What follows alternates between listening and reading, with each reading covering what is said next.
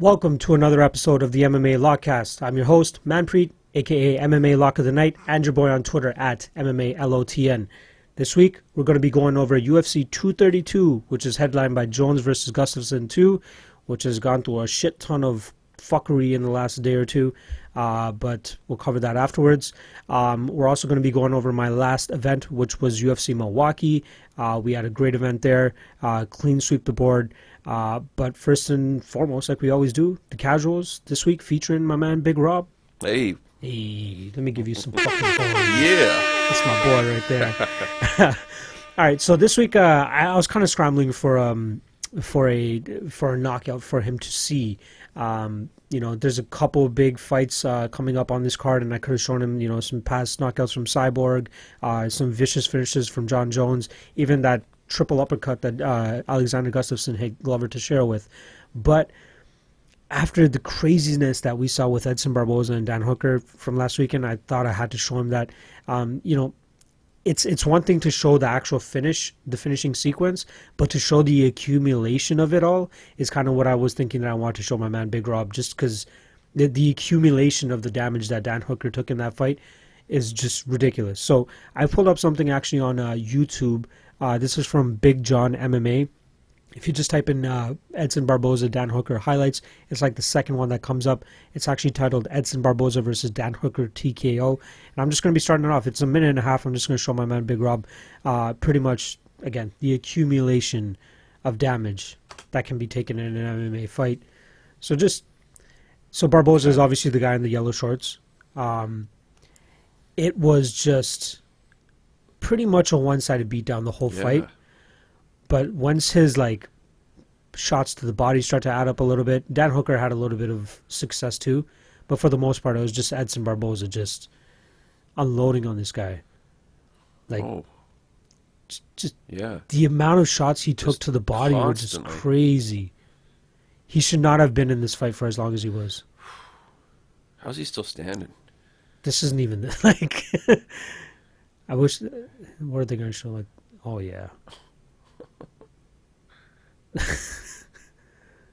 Look at the like. Nobody had any idea how this guy had even made it to the third round.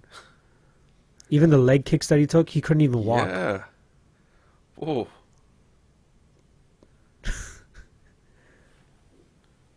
Oh, you think that's it? Nope. He's still in it. He's still in it. Oh.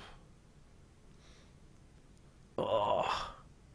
Just those shots to the gut, to the liver. Look at this. He's still on his feet. How? And that's it. That final little tap to the body, and this guy's just an excruciating. He probably must have like spit up blood, like just the shots to the body alone. And not a lot of people understand the significance of the shot to the body. Like, not only does it wind you, like it pretty much sucks the wind out of your lungs, but like it just makes you cringe so much more. If you see, like, I'll show you some, like later in our future episodes, I'm going to show you some like body kick KOs or body punch KOs. It's like a delayed reaction. Like the guy lands and you see him like kind of react to it, and then he... Oh yeah. It's just... And this guy, I don't know what the... There are plenty of times where he got kicked in the stomach and he folded over, but he never like actually went down. No, why did he keep staying up? Like, did he think he was going to have a comeback, or was he just trying to just... Like, his stock rose from this fight strictly due to the fact that he took a beating and pretty much stood there for the entire fight. Okay. You know, a little bit of it could have been blamed on the referee as well. You know, the referee could have easily stopped that fight at any point. Okay. But, you know, this guy was just still standing. And for most referees, if the guy's still standing, that means the guy's still in the fight. Right. But there are certain occasions where, like, it should be called off even if the guy's still standing. And this was another situation where that could have happened. But unfortunately, you know, the guy finally just couldn't take it anymore, just bowed. It's over. It's done. Man. Like I like seeing, like, there's one thing to it. Like, this is one of the guys I actually showed you the KO last week where he did that spinning kick and the guy just fucking went stiff. Yeah. That was him like 8 years ago. And now he's just like beating guys up a little bit more technically and a little bit more methodically and getting these later finishes. But it's just an accumulation of damage that just fucks these guys up. Oh yeah, man. I was losing my shit because I had money on this guy too. So I was just like making sure, I'm like, I got to make sure that, you know, he actually gets the finish here, because there were some dicey moments for him too, because he was starting to like spill out his gas tank, and he was starting to get exhausted trying to finish this guy. But Totally. fucking nuts, dude. One of the crazier ones that I've seen. Oh, yeah. Yes, so that's pretty much the casuals for this week. Edson Barboza's beautiful destruction of Dan Hooker from UFC Milwaukee. So just quickly going over my UFC Milwaukee bets. I had 1 unit on Edson Barboza as my dog of the night play, plus 110, 1 unit, so it was a 1.1 unit profit right there. And then I also had pretty much the easiest bet you could possibly have, or at least well, I tweeted this out a little bit earlier in the week before I actually made the bet, saying that I'm going to suck heavy juice on this fucking bet, but I thought that it was the epitome and the definition of a lock of the night when you're talking about UFC Milwaukee, and it only took about 1.5 to 2 minutes for it to come to fruition. I had Charles Oliveira and Jim Miller to not go to decision. I got it at minus 295. I saw it get up to about minus 350 and then come back down to about minus 300. But that's a lot of juice to suck on a specific line, but I felt like there's no way that I could pass on that. It was the only bet that I felt the surest of going into that card. Excuse me. So yeah, I ended up that card. I swept it. I think it was a plus 2.30 unit profit. Should have pulled up the numbers, but regardless, it was a sweep. Went 2 for 2, and we roll into UFC 232 on a 5-event winning streak. I'm killing this shit right now. Like, you know what? I'm actually going to give you guys the legit numbers on my streak right now, because it's like the first thing you see as soon as you go on my website. It's pretty much 5 events in a row. All 5 lock of the night plays have hit. I've had a couple of stumbles here and there with the dog of the night plays, but it's still 5-0 on lock of the night plays, plus 19.82 units for a 63% return in my last 5 events alone. So I'm looking to end off 2018 on a high note, making it 6 straight events in a row. And what better event to do it with than UFC 232, Jones versus Gustafsson 2, which is a great event, top to bottom. Not many huge names, but enough names that keep us intrigued throughout the card, to make it a very fun and eventful event. That's very redundant to say, but you know what the fuck I mean. Anyway, we're going to start off with the bottom of the card. We got my man, not my man. You know what? I'm going to say my man, Montel Jackson, against Brian Kelleher. These guys were scheduled to fight back in November. However, something forced Brian Kelleher to pull out of that card. I think it had something to do with an illness during fight week. Unfortunate, but it's great that they were able to rebook this fight. Just less than 2 months after it was initially supposed to go down. So this card with Montel Jackson, this is a guy coming in with a lot of hype. A lot of people are kind of comparing him to the guy in the main event, John Jones. But it seems like everybody does that when it comes to a lankier African American individual. Like if they're tall, if they have a giant reach, if they're a little bit unorthodox with their striking, the first person everybody thinks of is John Jones. So, I don't think it's much different with Montel Jackson. I think that he's still relatively green. He has 7 pro MMA fights right now. He had a pretty, considering what most people do right now, which is like 3 or 4 amateur fights and they go into the pros right away. This guy compiled a 7-1 amateur MMA record before turning pro. So he technically sits at 13-2 overall in MMA in general. He's 26. He's 5'10" and has a 75.5 inch reach at bantamweight, which is ridiculous. And another thing that was actually told to us as well, that I kept seeing in their past fights, he has bigger hands than Francis Zingano, which is just ridiculous for a guy at the bantamweight division. So he's definitely something to keep an eye on. Ricky Simon was able to take a little bit of advantage of Montel Jackson's size by just being the grinding wrestler. Montel Jackson has a little bit of experience with wrestling and a background in wrestling, but it just seemed like it didn't translate that well into this fight with Ricky Simon. You know, he had a great showing against Rico DeSulio in the Contender Series, but he was, you know, marred by some flagrant fouls in there. I'm going back to my basketball roots there.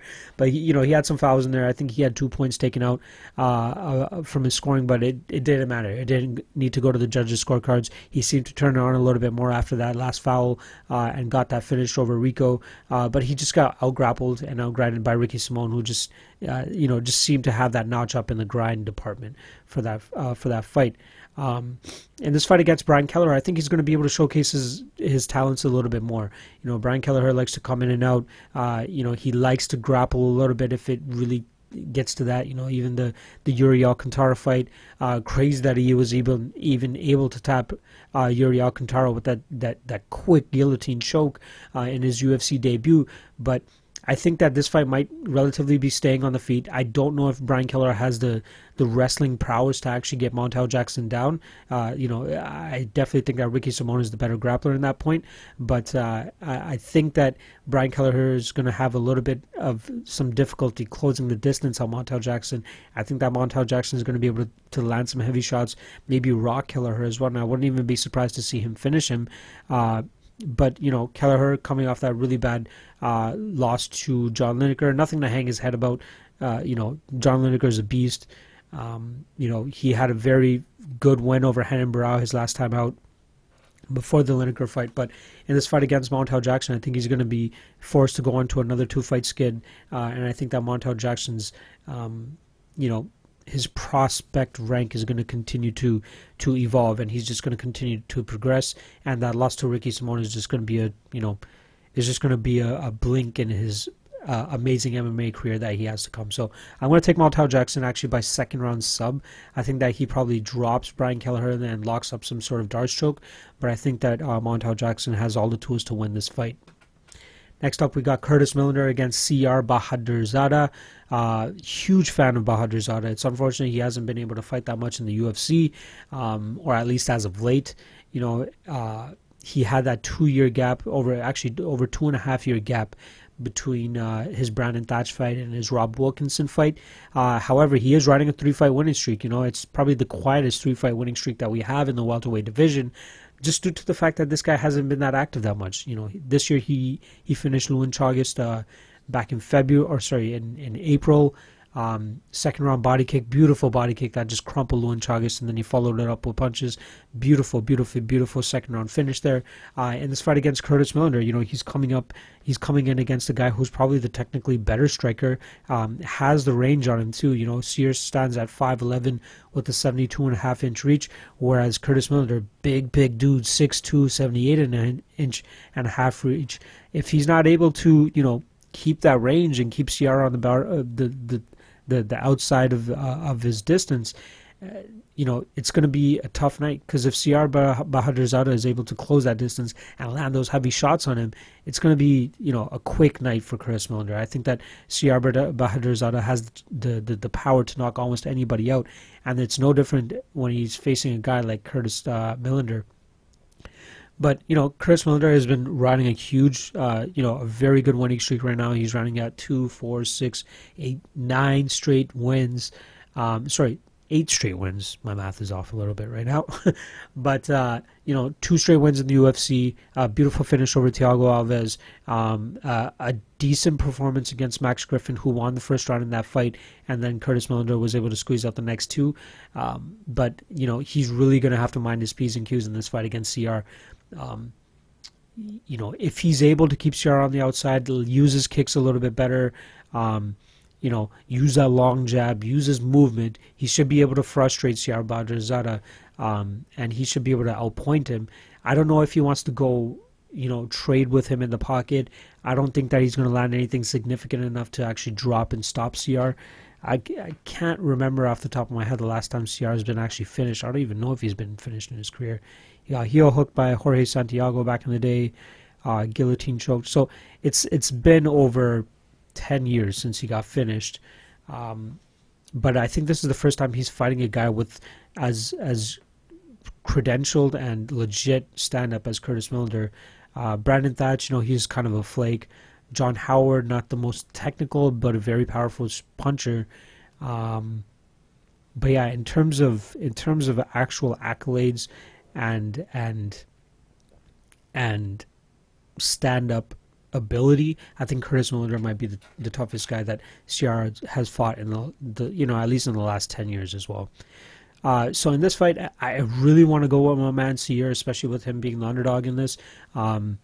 I was entertaining the fight doesn't go to decision, but I could see Curtis Millender being super disciplined and just using his reach, his jab, his kicks, especially to keep Siyar on the outside, and just his movement as well to get out of bad situations. So I think his size and his stand-up will definitely play a huge factor in this fight, and I could see him going on to win a decision against Siyar Bahadurzada. Next up, we got Uriah Primetime Hall against Bevon Lewis. I don't want to go too far into this fight. We already know what to expect from Uriah Hall. If his brain isn't in it, he's probably going to lose this fight.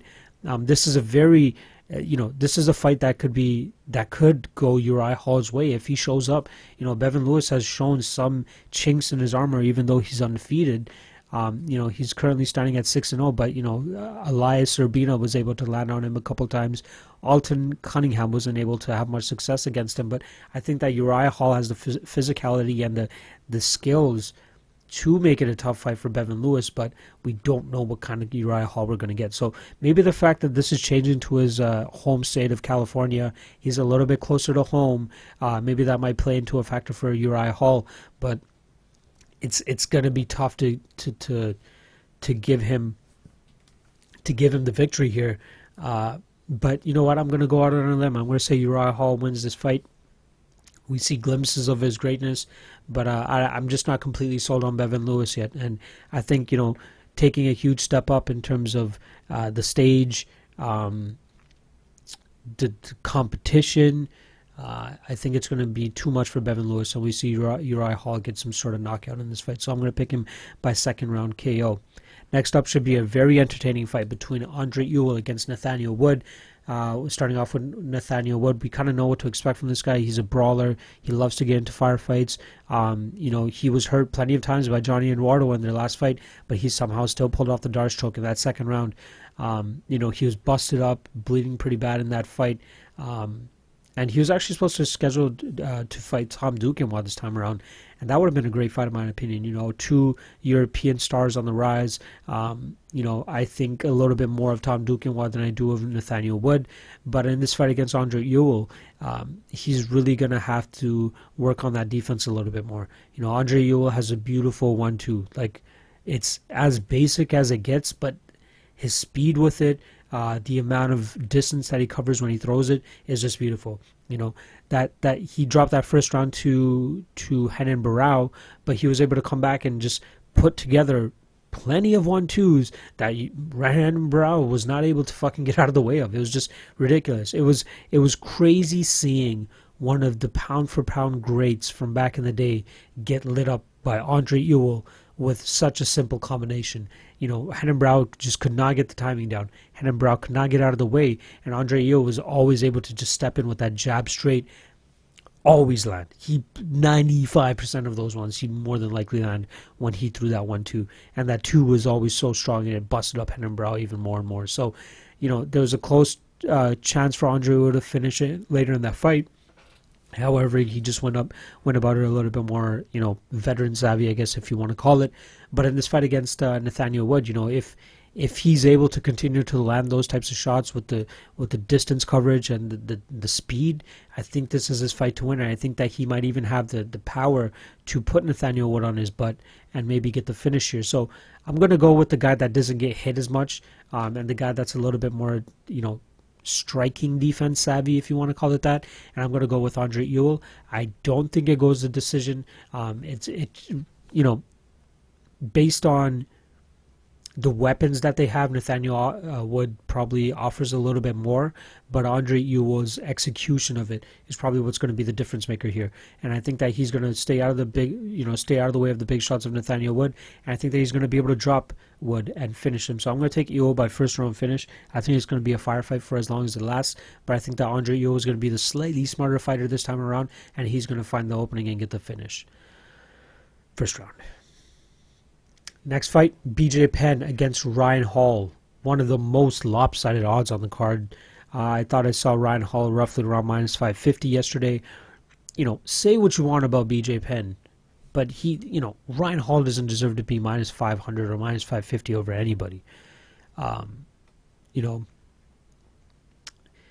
It would be great if this fight took place more so on the ground, just so we can see, this is the BJ Penn's biggest asset, or his biggest strength is his Brazilian Jiu-Jitsu.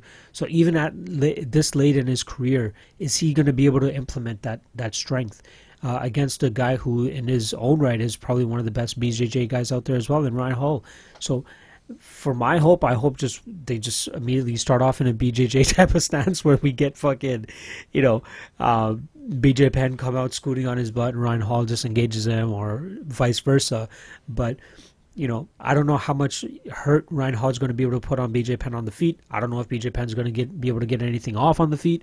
But if BJ Penn wants to fight, this is probably the only fight that he should be competing in.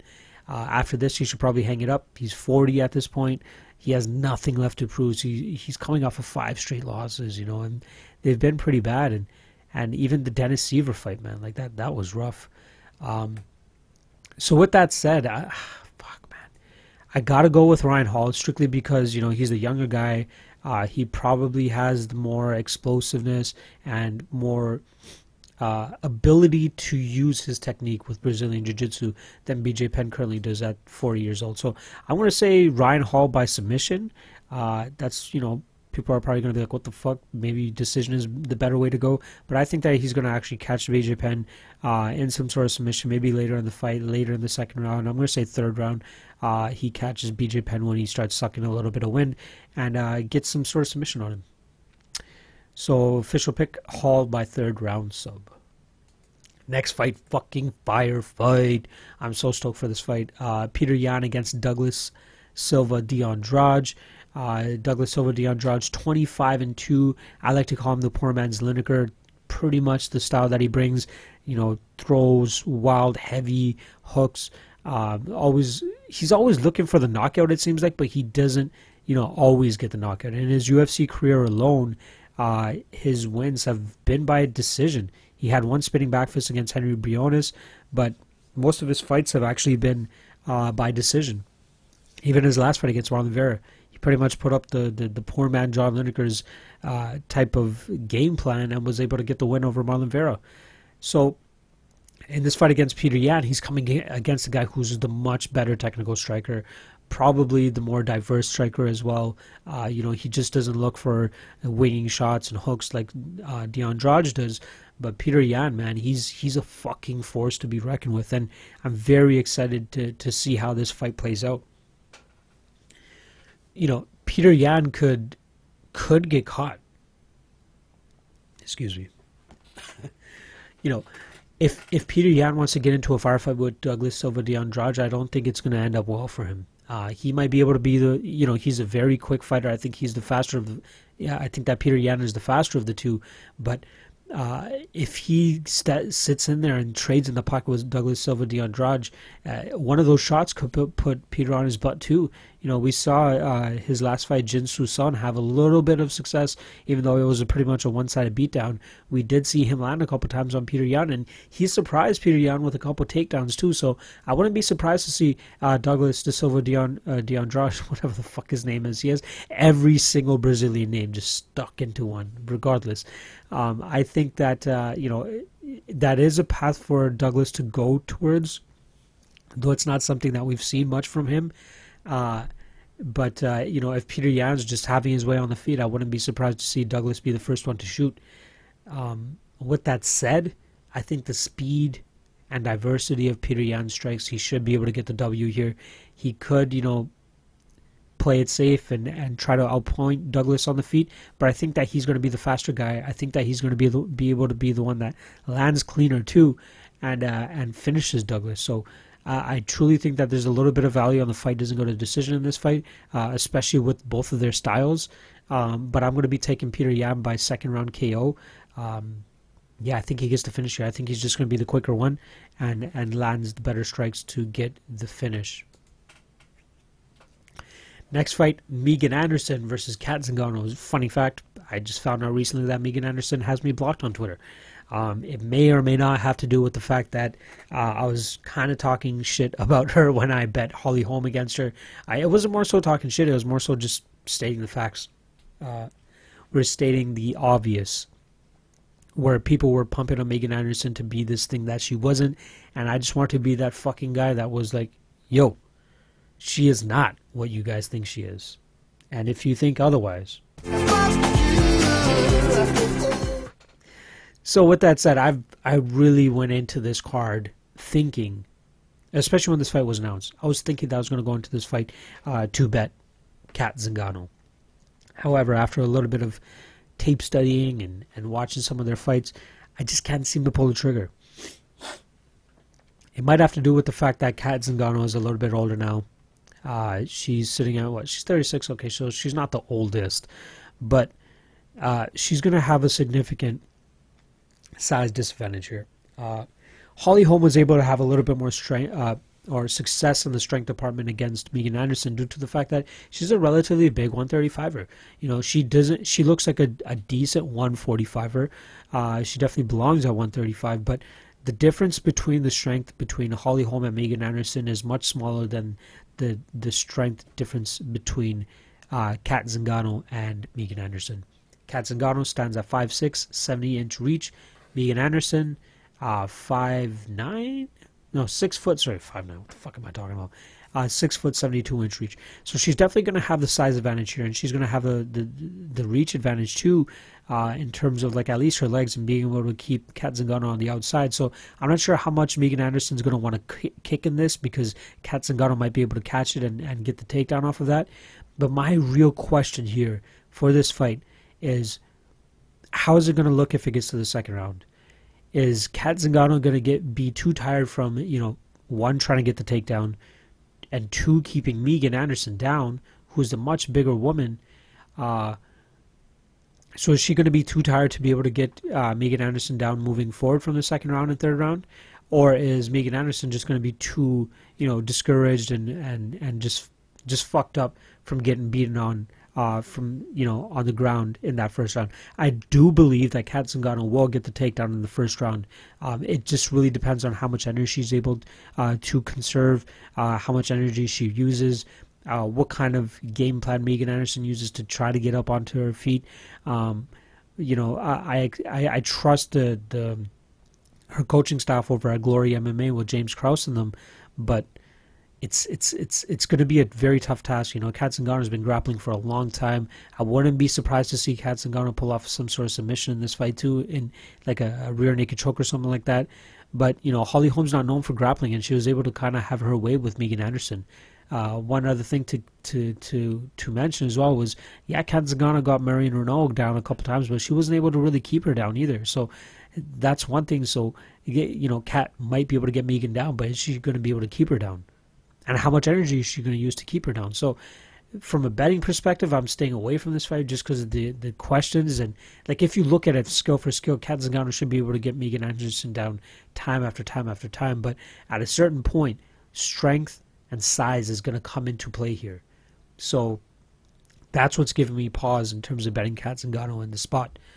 With that said, I'm still picking Cat Zingano to win. I think that she just has, you know, she has the grappling ability to, you know, hold down Megan Anderson and maybe even get a submission in that second round. I think that she could pull off a submission in the second round, but I can't get a concrete feel on it enough to at least lay the money down on it. So my official pick is going to be Cat Zingano by second round sub, but don't be surprised to see Megan Anderson pull off an upset. And if she's able to, you know, put some punches together and keep Cat Zingano on the outside and, you know, keep Cat Zingano from trying to close the distance, it's going to be a long night for Cat, and Megan might be able to just land on the feet. You know, Megan landed a couple good shots on Holly Holm, which, you know, made Holly Holm say fuck it and just change up the game plan totally and go for takedowns and just secure this fight on the ground. So if Cat Zingano can't close that distance in a smart fashion and not, you know, get her paws on Megan, it could be a very long night for Cat. So there's just too many questions with that fight. But my official pick is going to be Cat Zingano by second round sub. Next up, Walt Harris against Andre Arlovski.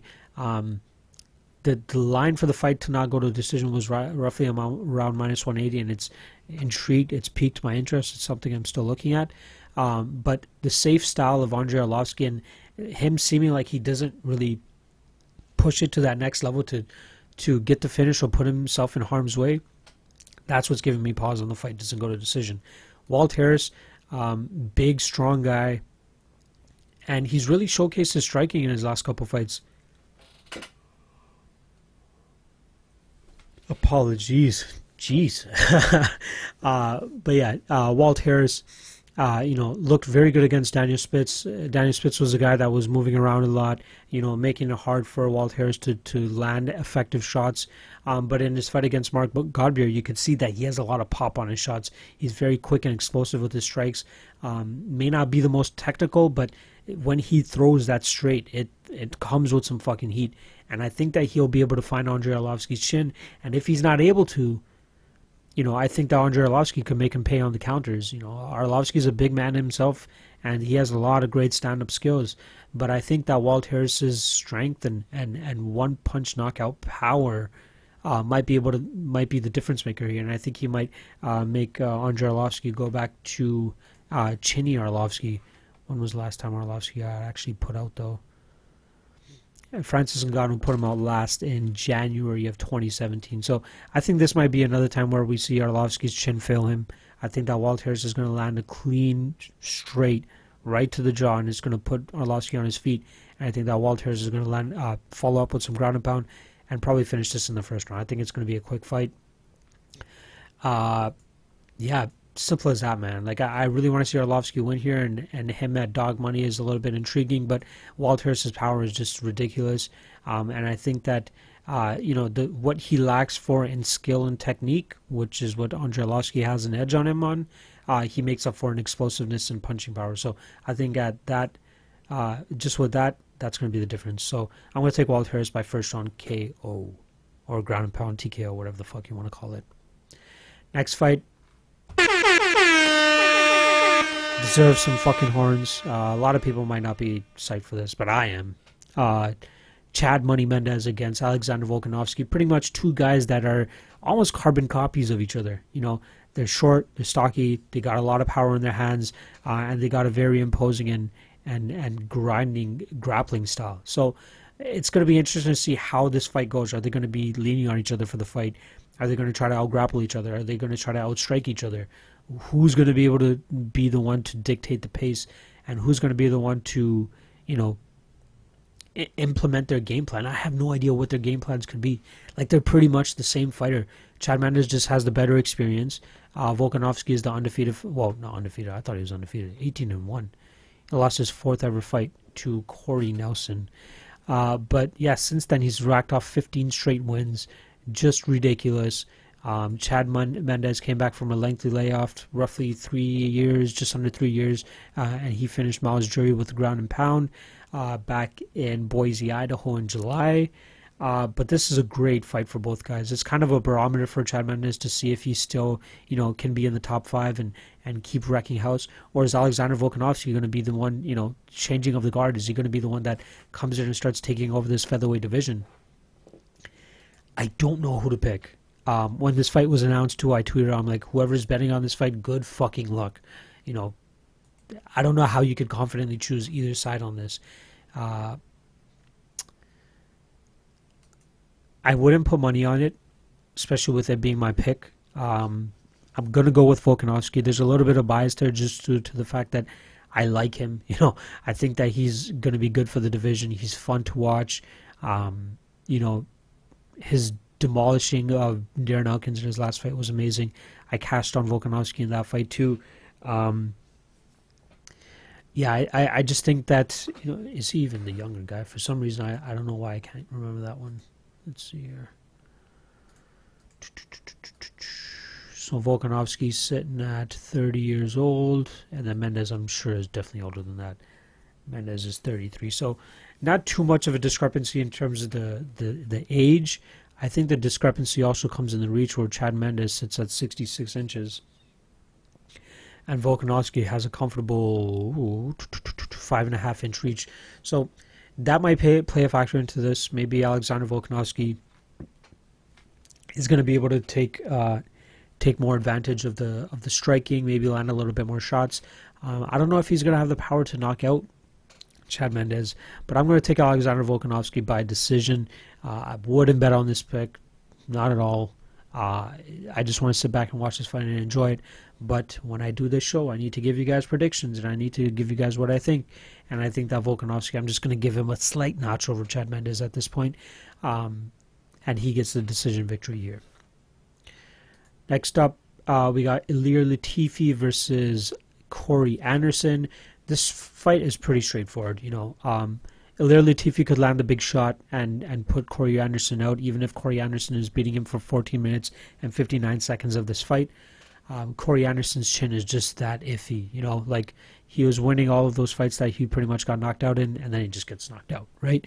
Ilir Latifi has those bombs. He has the short, stocky build and the wrestling pedigree to maybe not get outgrounded by Corey Anderson. Maybe Corey Anderson is going to be able to push him against the cage, you know, Charlie horse him a little bit, throw pitter-patter shots, maybe do enough to just, you know, maybe do enough to win a judge's decision. But there's always that one chance that Ilir Latifi could land a big shot, rock Corey Anderson, follow up on it, and finish him too. So I felt a little bit comfortable, but I bet on Corey Anderson in his last fight against Glover Teixeira. Was it Glover Teixeira's last fight? I'm pretty sure that was it. Yeah, Glover Teixeira. I took him by decision. I got that at plus 300, which I thought was a gift. But this time around, I think it's about plus 150 or plus 200 for Corey Anderson by decision. But I'm not willing to drop the money on that this time around. I think that Ilir Latifi has more explosiveness than Glover Teixeira, and he has a better chance of landing on Corey Anderson.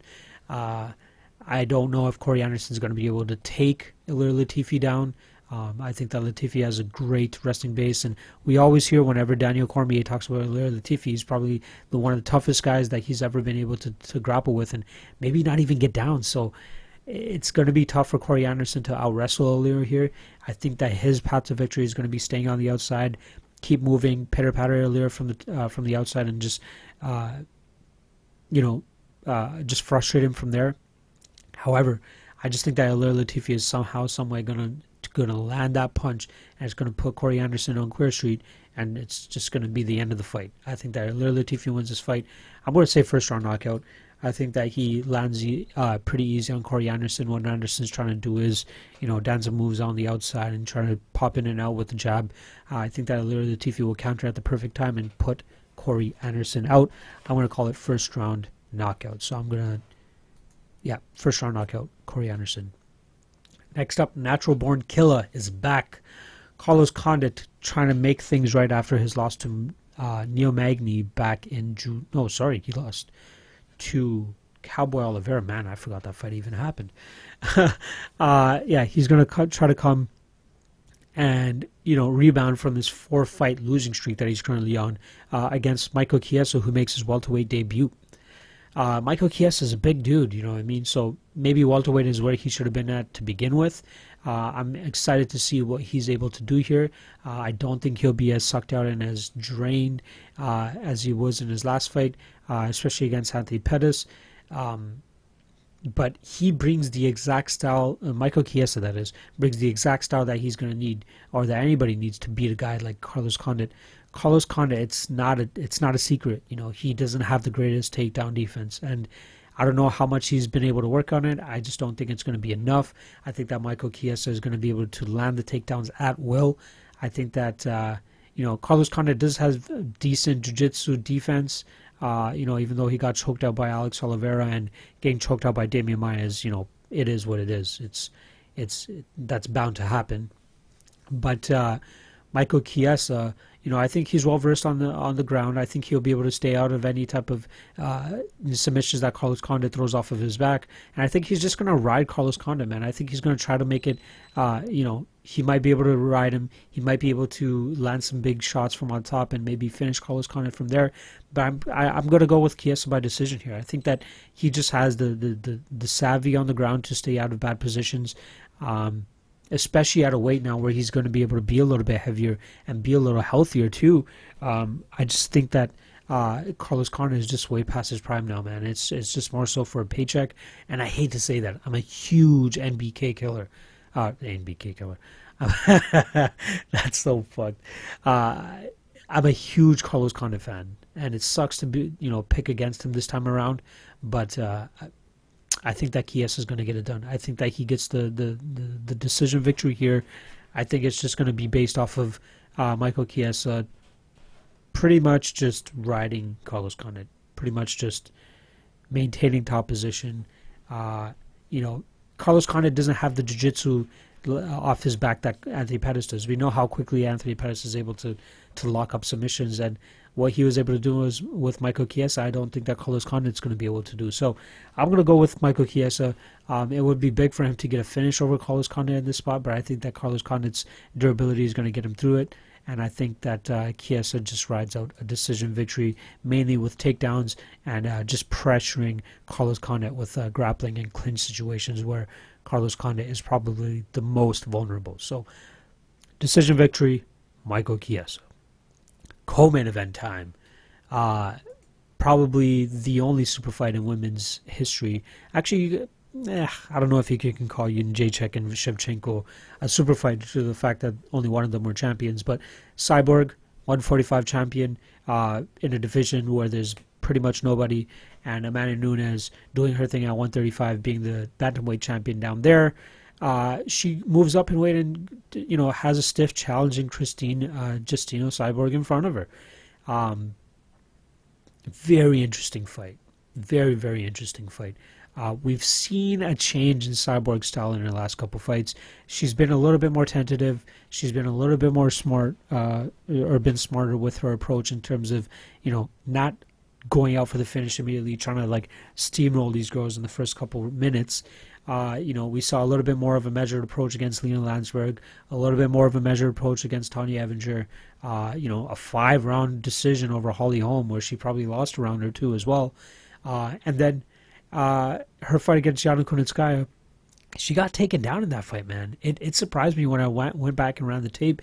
I remember the low ankle, almost an ankle pick type takedown from Yana Kunitskaya, who got Cyborg down, but Cyborg was able to get back up. But she's been taken down. Holly Holm got her down too. So that might be a path to victory for Amanda Nunes here as well. She might be able to change it up, strike for a little bit, and then just change up with a takedown and maybe win some rounds here and there. But I think that both of them are going to take measured approaches.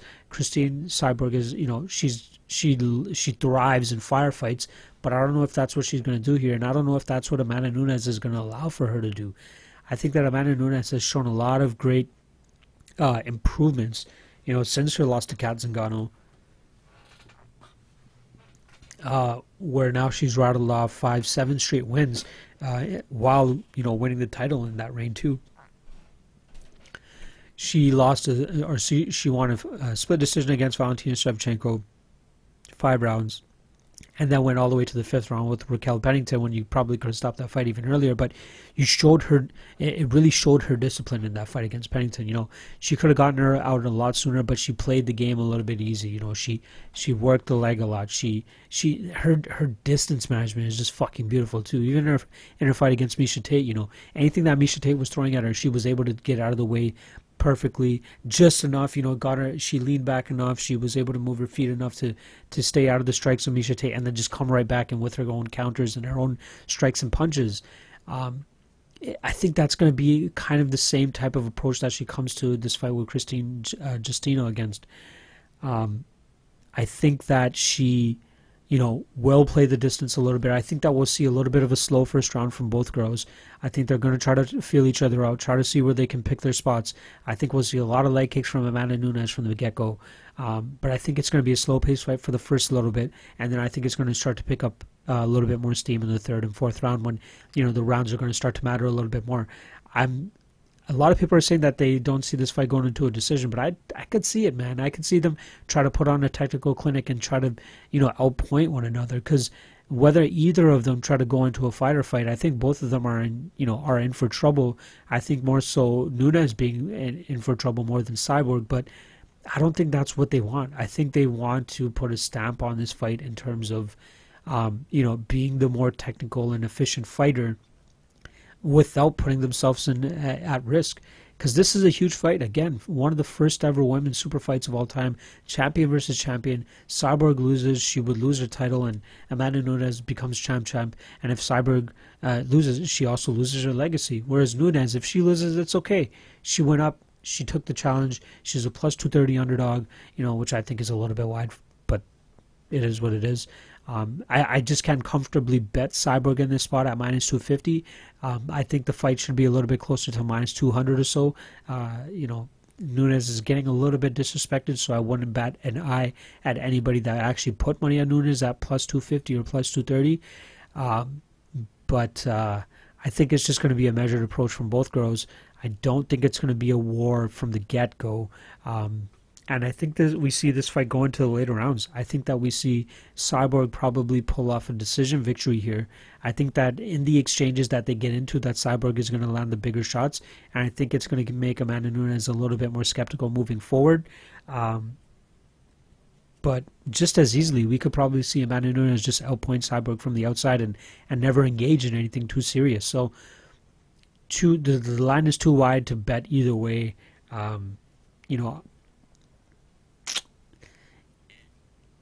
I would put a little bit of pause on betting the fight to not go to decision. I think it was minus 195 last time I checked. So my official play for this, or pick for this, is going to be Cyborg by decision. Might not be a popular play, but that's just truly how I feel. Like, based off of what I've seen from both of their fights and what they've been like more recently, I just expect a little bit more of a measured approach from both women. So official play, or official pick I should say, is a Cyborg by decision. Funny thing is, I just saw on the side of Tapology right now that it's Cyril Asker's 33rd birthday. Guy looks like he's 43, let alone 33, fuck. Anyway.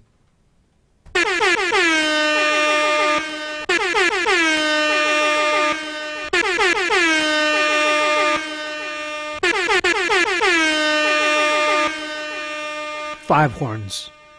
5 motherfucking horns. 5 alert 5, whatever the fuck they call it. Big fight coming up right now. Jon Jones, Alexander Gustafsson 2, the first of which I was live for, which was great.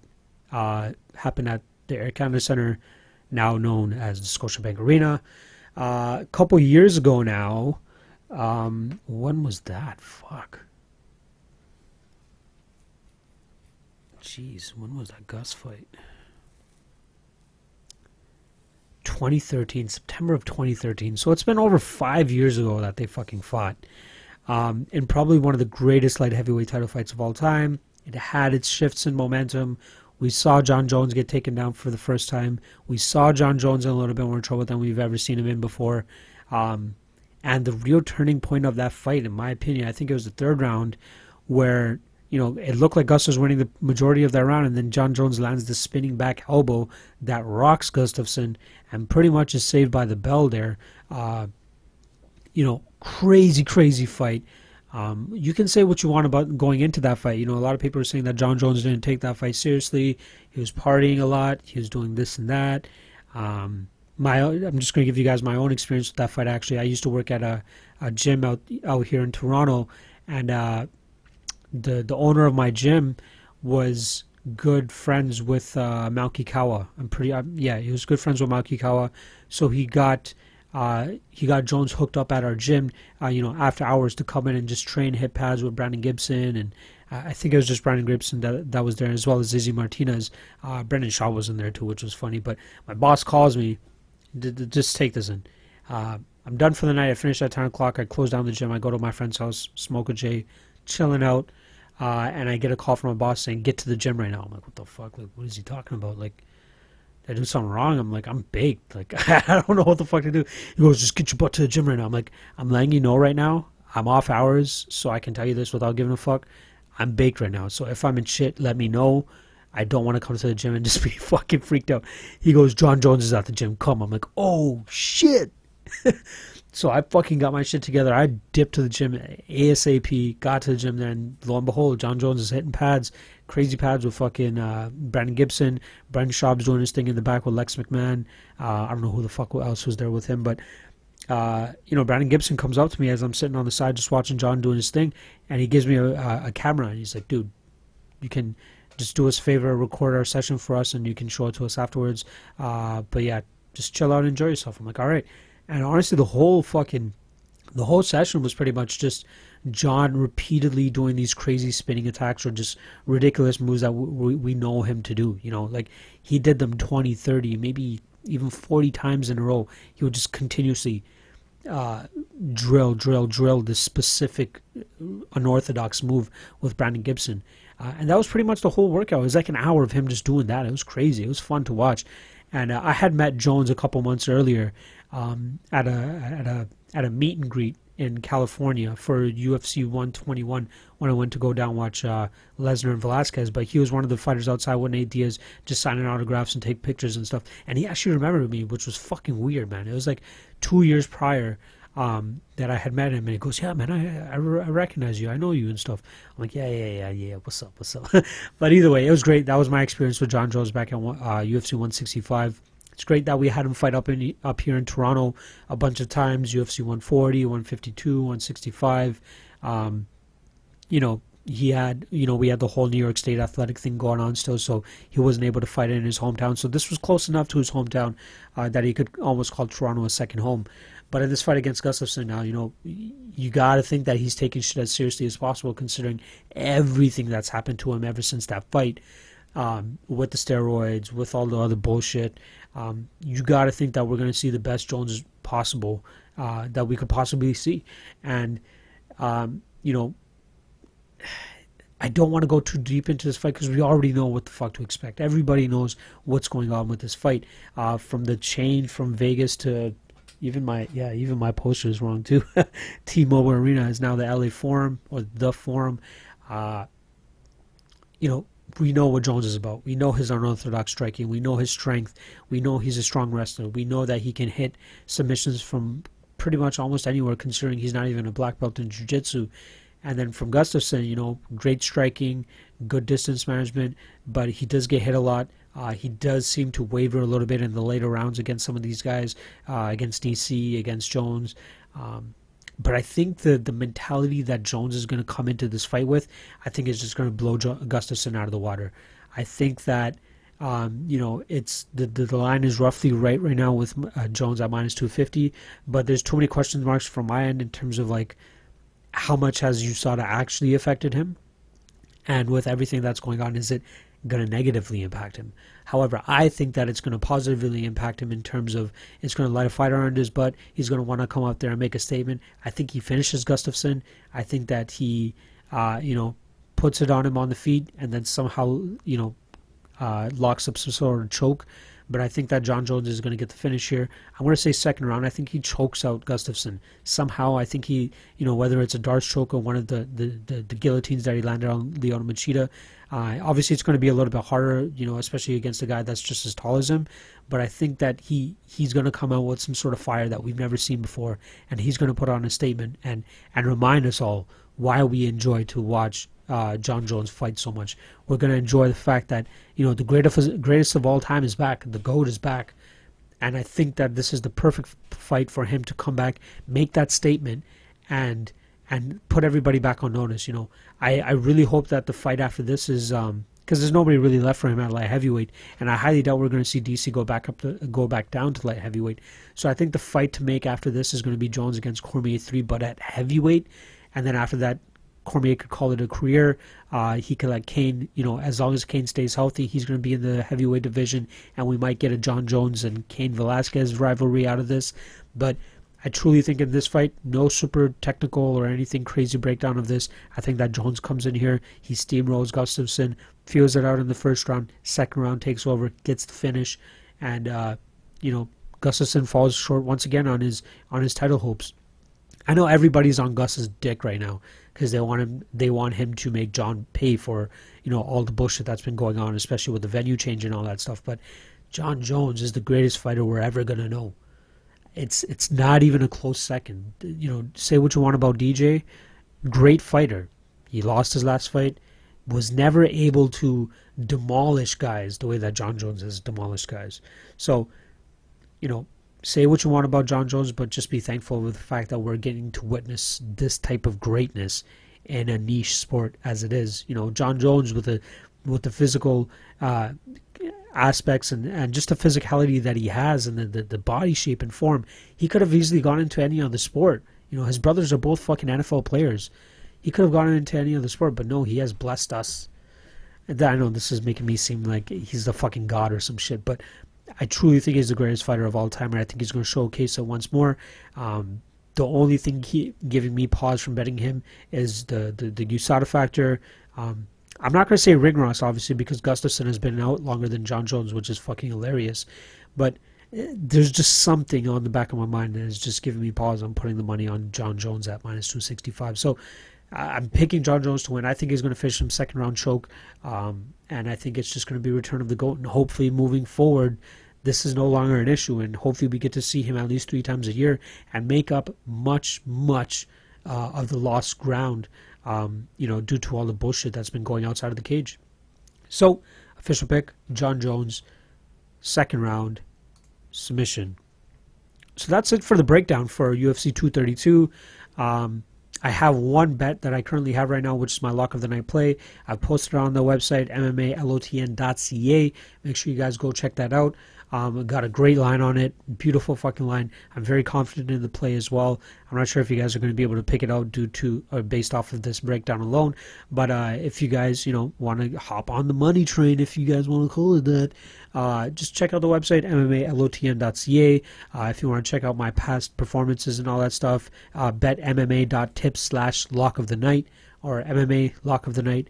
Or MMA LOTN. I'm not even sure what the actual hyperlink is, but regardless, all the proof is there. Not hiding anything from you guys.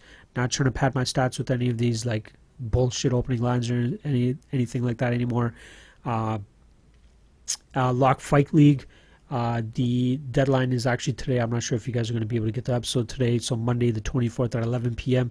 I'm going to be shutting down the signups. Right now the pot sits at $85. So whoever wins is going to be taking that home. But this one's going to be a little bit longer because we got a bit of a 2-week delay in the UFC schedule after UFC 232. So I don't think that Lock Fight League will be done till at least beginning of February. But regardless, hop on if you can. If you have already, I thank you. I appreciate your participation and your willingness to give this thing a try. And yeah, we're gonna be back. July 19th is the next card, which I believe is their first card on ESPN. So I'll be breaking that down during Fight Week. That'll be the next time you guys see me. Actually, might be doing something with my man Newsom to drop some news on our tape index that we're going to be dropping in the new year too. So we might be doing a year-end show. Who the fuck knows? Just stay tuned and we'll see what the fuck happens. But that's pretty much it. MMALockofthenight.ca. Sorry, MMALOTN.ca. At MMALOTN on Twitter. From me, from Big Rob, from everybody at Lock of the Night Productions or whatever the fuck you want to call it. Merry Christmas, Happy New Year, and have a fun, great time with your family because that's what it's all about. Peace.